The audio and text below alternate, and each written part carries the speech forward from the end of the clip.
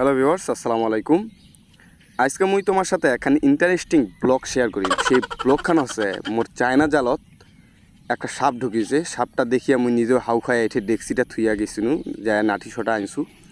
তো এই যে নাঠিখান দেখা পাচ্ছেন, এই নাঠিখান দিয়ে ওটাকে মারার চেষ্টা করিম। আর তোমরা যারা হার্টের সমস্যা আছে, যার ব্লাড প্রেশার আছে, এই ভিডিওখান দেখেন না, দেখিলে কিন্তু তোমারও হার্টবিট বাড়ি যাবে। সাপটা আমি চিনা পাও নাই, এত মোটা লাল টকটকা একটা সাপ। তো এই মাথাটার দুইটা সাপ পড়ছিল, একটা কানা দিয়া বাইরে হয়ে গেছে। পরে যায় আমি এই নাঠিরে আনাইছু।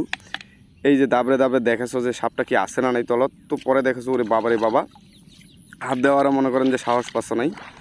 তো যাই হোক, মনে করেন যে বাম হাতত মনে করেন যে মোর আরে বাবা এই দেখো এই দেখো এই দেখো মাথাটা নষ্ট। সাপটা মনে করেন যে লাল টকটকা একটা সাপ, মনে হচ্ছে শালা মাছ খায় খায় বুড়া হয়ে গেছে। মানে বাংলা পঞ্চগড়ে আঞ্চলিক ভাষায় মনে করছে বাল পাখি ঝুনা নাকছে, এরকম একটা বিষয়।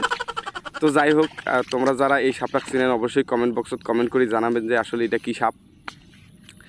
তো অনেকেই জানেন যে এটা হচ্ছে ধরা সাপ, কিন্তু এটা ধরা সাপ নহয়। মুই যতটা জানো যে এটা হচ্ছে বাঘ ধরা। এই ধরাটার বীজ আছে, মনে করেন যে মানে হালকা পাতলা হলেও বীজ আছে বাঘ ধরা, যেটা সবসময় পানির থাকে। আর যেটা হচ্ছে ন্যাচারালি ধরা সাপ, সেই ধরা সাপটা কিন্তু ডাঙ্গার থাকে, পানিতে থাকে, কিন্তু এটা সবসময় পানির থাকে না। আর এটা মাছ খায়, এটা হচ্ছে বাঘ ধরা। বাঘ ধরাটা সাইজে অনেক বড় হয়। এই যে দেখো, বাঘ ধরার মানে টেস্টটাই অন্যরকম। তো তোমাকে প্রথমেই আমি কইছো যে যার যার মনে করেন যে হার্টের সমস্যা আছে, মনে করেন যে ব্লাড প্রেশার আছে, এই দেখেন না, মনে করেন যে মোরও নাঠিকান, কারণ মোরও তো জীবনের ভয় আছে, কারণ এটা ঢুকিছে মাথা খুলে দিন মনে করেন যে বাইরে হয়ে যাবে।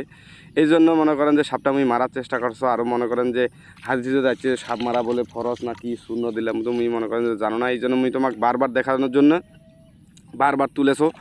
তো এই যে দেখো, আর যারা যারা কয় যে ধরা সাপ কামড়ালে মনে করেন যে বিষ নাই, কিন্তু এই বাঘ ধরা যদি কামড়ায়, যেটা হচ্ছে পানির ধরা, মানে ওটা লাল টকটকা হয় আর সাইজে বড় হয়, এটা যদি কামড়ায় তোমার একটু হলেও ক্ষতি হবে, মানে ব্যথা সৃষ্টি হবে। তো যাই হোক, এই সাপ পোকামাকড় বিষ না থাকলেও যেন আমার কাউকে না কামড়ায়, এটা হচ্ছে দোয়া। যাই হোক, এখন মনে করেন যে এই বাঘ ধরা যায় যায় চিনেন, আর বাঘ ধরার বীজ আছে কিনা অবশ্যই কমেন্ট সেকশনত কমেন্ট করে জানাবেন, আর পেজটাকে ফলো করে দিবেন ইনশাল্লাহ।